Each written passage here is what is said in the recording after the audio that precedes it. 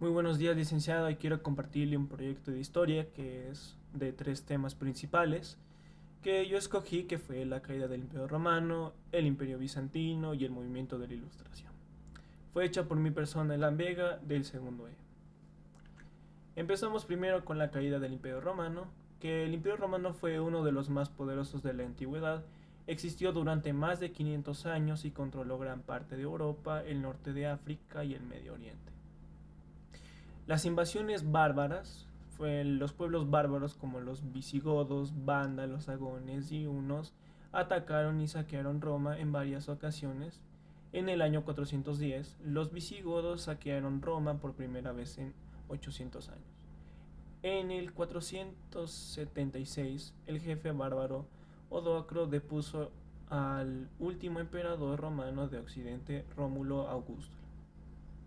Algunas causas principales por qué decayó el Imperio Romano fueron tres principales. Para mí fueron tres principales, que fue la crisis económica, la corrupción política y la división del imperio. En la crisis económica pues hubo inflación, menos comercio y escasez de recursos. En la corrupción política los gobernantes eran más débiles y corruptos. Y en la división del imperio, en el año 395 después de Cristo, el imperio se dividió en dos, el de Occidente y el de Oriente. Pues pasamos al siguiente tema, que es el Imperio Bizantino. En el Imperio Bizantino fue la continuación del Imperio Romano. En el este su capital era Constantinopla. Una de las características principales fue la duración de más de 1000 años, desde el 330 hasta 1453. La cultura mezclaba tradiciones romanas, griegas y cristianas. La religión fue clave en el desarrollo del cristianismo ortodoxo. La importancia comercial: Constantinopla era un centro de comercio entre Europa y Asia. Uno de los más importantes emperadores de ese tiempo fue el Constantino I, Justiniano I, Heraclio, León III, Basilio II y Constantino XI. Constantino I dio libertad religiosa a los cristianos con el Edicto de Milán. Justiniano I reconquistó partes del antiguo imperio romano en Occidente. Heraclio luchó contra el imperio persa y más tarde contra las primeras invasiones musulmanas. León III, conocido por iniciar la iconoclasia, por movimiento que prohibía el uso de imágenes religiosas. Basilio II, bajo su reinado, el imperio bizantino alcanzó una de las mayores expansiones territoriales.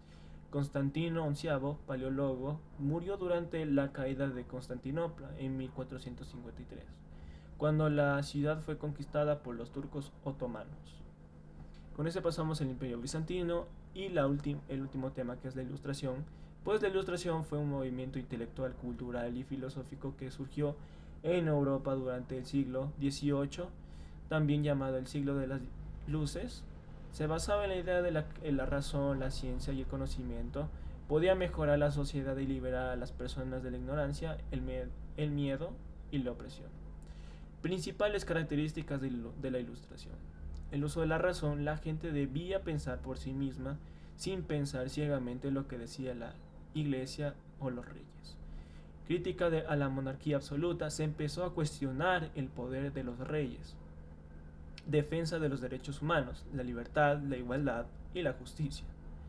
El fomento de la educación y la ciencia. Se crearon enciclopedias y se impulsó la investigación. Los principales pensadores el primero, son cuatro, que el primero va con Voltaire, defensor de la libertad de expresión y de la religión.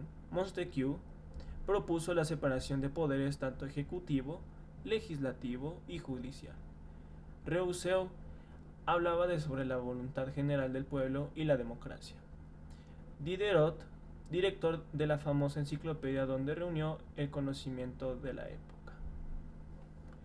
Gracias por su atención, licenciada. Espero que le haya gustado este video. Estaba tomando tiempo de estos tres temas, si es que los hice muy bien. Y gracias por tomarse el tiempo para ver este video, y que tenga un excelente día.